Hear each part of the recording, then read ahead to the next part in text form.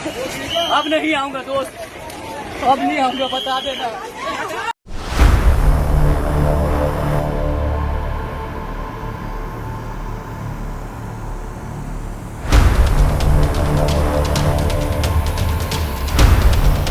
कभी आपने सोचा है कि घर लौटना भी एक जंग बन सकता है? कभी आपने महसूस किया है कि जिस सफर का इंतजार आप महीनों से कर रहे हो, वही सफर आपको तोड़ दे, आपको अंदर से खाली कर दे? सोचिए, 40 डिग्री की भीषण गर्मी, सिर पर तपता सूरज, पैरों के नीचे गर्म जमीन, पीठ पर भारी बैग, हाथों में झोले और साथ में छोटे छोटे बच्चे। न खाने का कोई ठिकाना, न पानी की कोई पक्की व्यवस्था, और ना ही ये भरोसा कि ट्रेन मिलेगी भी या नहीं। बस आप खड़े हैं एक लंबी, बहुत लंबी कतार में, जो खत्म होने का नाम ही नहीं ले रही है। घंटे बीतते जा रहे हैं, लोग गिर रहे हैं, बच्चे रो रहे हैं और उम्मीद धीरे धीरे दम तोड़ रही है।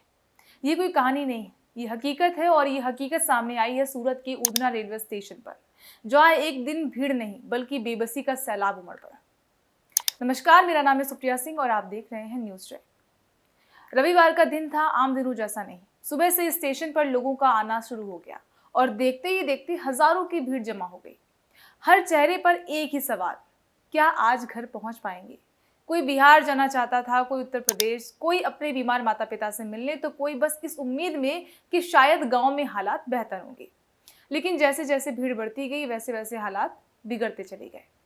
बताया गया कि लोगों को करीब 2 किलोमीटर लंबी कतार में खड़ा होना पड़ा, और वो भी सिर्फ 1-2 घंटे के लिए नहीं, बल्कि 14 से 16 घंटे। सोचिए, 16 घंटे तक बिना सही खाना, बिना आराम, बिना ये जाने कि आपकी बारी कब आएगी।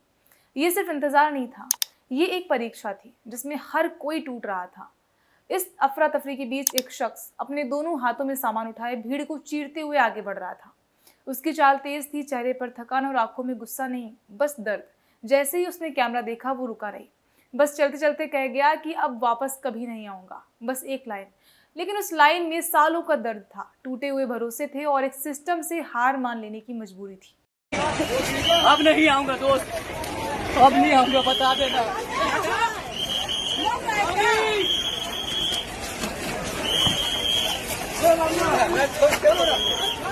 इस पूरी घटना में सबसे ज्यादा असर पड़ा महिलाओं और बच्चों पर। घंटों लाइन में खड़ी महिलाएं गोद में बच्चों को संभालती हुई, भीड़ में धक्का लगते ही बच्चे रोने लगते, मां घबरा जाती। कई बार तो ऐसा लगा कि स्थिति और बिगड़ सकती है, लेकिन कोई रास्ता ही नहीं था। ना आगे जा सकते थे, ना पीछे लौट सकते थे। अगर सिर्फ भीड़ होती तो शायद हालात संभल जाते, लेकिन यहाँ दुश्मन एक और था, भीषण गर्मी, 40 डिग्री तापमान और ऊपर से उमस, जिसने लोगों की हालत को और ज्यादा खराब बना दिया।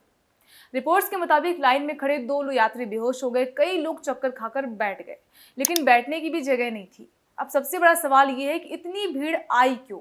बताया गया कि करीब 8,000 से ज्यादा लोग एक साथ स्टेशन पर पहुंच गए थे, लेकिन शुरुआत में सिर्फ 2 ट्रेनों की व्यवस्था थी, और यही वो पल था जहां से हालात बिगड़ने शुरू हुए। बाद में वेस्टर्न रेलवे ने 6 स्पेशल ट्रेनें चलाई और करीब 21,000 यात्रियों को भेजा गया, लेकिन तब तक हालात हाथ से निकल चुके थे। जैसे जैसे भीड़ बढ़ी, लोगों का धैर्य खत्म होने लगा। कुछ लोग बैरिकेडिंग तोड़कर अंदर जाने की कोशिश करने लगे। स्थिति इतनी ज्यादा बिगड़ गई कि पुलिस और आरपीएफ को हस्तक्षेप करना पड़ा।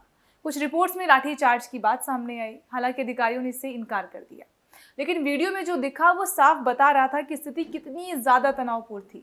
अब इस कहानी का सबसे अहम हिस्सा, एलपीजी संकट। रिपोर्ट्स के मुताबिक पश्चिम एशिया में बढ़ते तनाव के कारण भारत में गैस की सप्लाई प्रभावित हुई है, खासतौर पर छोटे सिलेंडर जो मजदूर इस्तेमाल करते हैं। उनकी कीमत 80 रुपए से बढ़कर 350 से 400 प्रति किलो तक पहुंच गई। सोचिए, जो मजदूर रोज कमा कर खाते हैं, उनके लिए कितना बड़ा झटका होगा। सूरत की टेक्सटाइल इंडस्ट्री जो लाखों लोगों को रोजगार देती है, वो भी इस संकट से अछूती नहीं रही। करीब 3 लाख मजदूर यानी लगभग 30% वर्कफोर्स पलायन कर चुकी है।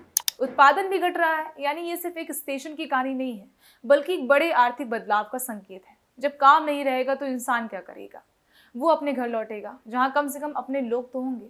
यही वजह है कि हजारों मजदूर एक साथ घर लौटने लगे, और जब इतनी बड़ी संख्या में लोग निकलेंगे तो सिस्टम पर तो दबाव पड़ेगा ही। रेलवे का कहना है कि हमने पूरी तैयारी की थी, लेकिन सवाल उठता है कि अगर तैयारी पूरी थी तो 2 किलोमीटर लंबी लाइन क्यों लगी? अगर व्यवस्था थी तो लोग बेहोश क्यों हुए? अगर प्लानिंग थी तो भीड़ बेकाबू क्यों हुई? ये वो सवाल हैं जिनके जवाब अभी भी बाकी हैं। इस घटना से हमें क्या सीख मिलती है कि सिर्फ इंफ्रास्ट्रक्चर बनाना ही काफ़ी नहीं है, बल्कि उसे सही तरीके से मैनेज करना भी उतना ही ज़रूरी है। कि सिर्फ ट्रेनें चलाना काफ़ी नहीं है, बल्कि यात्रियों की संख्या को समझना भी जरूरी है। और सबसे ज़रूरी है कि हर योजना में आम आदमी को केंद्र में रखना होगा। उधना स्टेशन की ये तस्वीरें शायद कुछ दिनों में सोशल मीडिया से गायब हो जाएंगी, लेकिन जो लोग उस दिन वहाँ थे उनके लिए ये यादें ज़िंदगी भर रहेंगी। वो गर्मी, वो लाइन, वो बेबसी और वो एक आवाज़ कि अब कभी वापस नहीं आऊँगा। ये सिर्फ एक वाक्य नहीं, ये एक सिस्टम के खिलाफ एक खामोश विरोध है। उम्मीद है कि ये आवाज़ सिर्फ वीडियो तक सीमित नहीं रहेगी, बल्कि उन लोगों तक पहुंचेगी जो फैसले लेते हैं, ताकि अगली बार कोई बच्चा भीड़ में रोता हुआ ना दिखे, कोई माँ घबराकर खड़ी ना हो और कोई मजदूर घर जाने के लिए इस तरह से संघर्ष ना करे, क्योंकि घर लौटना कभी भी इतना मुश्किल नहीं होना चाहिए।